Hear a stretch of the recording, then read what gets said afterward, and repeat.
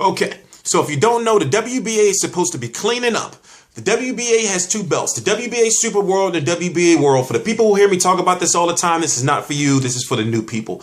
When it comes to the WBA, as of June of 2015, they had 41 titles, which is WBA World, WBA Super World, and WBA Interim in 17 weight classes. What the WBA is doing is they are now saying that they're going to eliminate the secondary world champion, which is the WBA World or WBA regular title. So sometime in 2017, we should see one champion for the WBA in each division. It'll be one champion and then one interim champion who will be the mandatory for the regular champion. I mean, for the Super World champion. Now, most famous examples is when it comes to Landy Lara, he's the 150. Well, he was the 154 world champion. Now he's the 154 Super World champion because Floyd Mayweather is no longer around. When it came to Keith Thurman will be elevated to the WBA Super World champion now that Floyd Mayweather, former WBA Super World champion, is no longer around.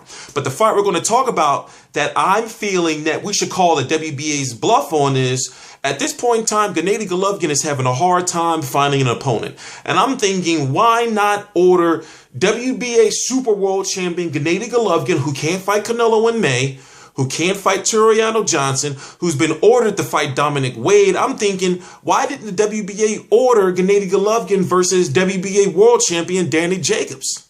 You know, that makes perfect sense, doesn't it?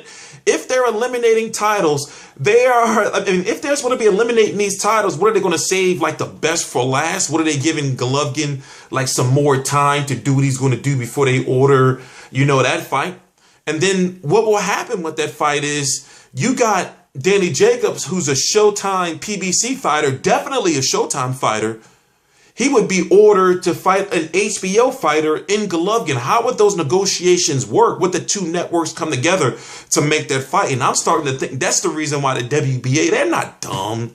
They know the political landscape better than me and you. Because when it comes to those belts, they're all about the sanctioning fees. And they want the fighters who generate the most money to be their champion so they can get more of a sanctioning fee. So I'm thinking, why haven't they even, it seems as though they've been avoiding that fight. For example, they've been ordering all these Super World champions to fight these world champions. Even when it comes to the heavyweight division, they got this elaborate tournament for Tyson Fury to end up fighting the WBA world champion Ruslan Chagayev if he gets through Lucas Brown and Luis Ortiz. Or, it's crazy. It's crazy. It's crazy. They even had a dead dude ranked in July. No, in June of 2015, they had a dead dude ranked. A dead dude. But it's going to be interesting to see. I'm wondering if they're thinking, we're going to order Golovkin versus Jacobs later on so we can get more money. And what about Danny Jacobs' fight? Danny Jacobs, okay, here's the thing. Danny Jacobs' mandatory is supposed to be Chris Eubank Jr. So why don't they order the winner of Danny Jacobs versus Chris Eubank Jr. to fight Gennady Golovkin? But here's the thing. Danny Jacobs versus Chris Eubank Jr. is not fighting next.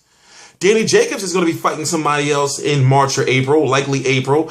And then Chris Eubank Jr. is fighting Nick Blackwell or somebody. So, it's a confusing situation. I'm glad that they're cleaning it up. This is the 160-pound division is the reason why they got to clean it up. Because at one point in time, just about a month and a half ago, they had Gennady Golovkin, who's the WBA Super World Champion. Danny Jacobs, the WBA World Champion. Some guy named Alfonso something, the WBA Interim Champion. And the other WBA Interim Champion, they had two Interim Champions, which was Chris Eubank Jr. It's crazy.